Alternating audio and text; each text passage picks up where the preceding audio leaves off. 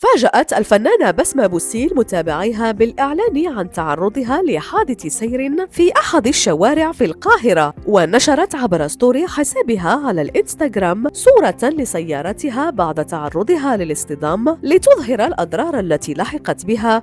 وأرفقت الصورة بتعليق أوضحت فيه أن هذا الحادث هو الثالث الذي تتعرض له خلال شهرين فقط. أثار هذا الخبر قلق متابعي بسمة بوسيل، لكنها لم تقدم أي تفاصيل إضافية حول ملابسات الحادث أو سبب تكرار هذه الحوادث معها مؤخراً، مما أثار العديد من التساؤلات.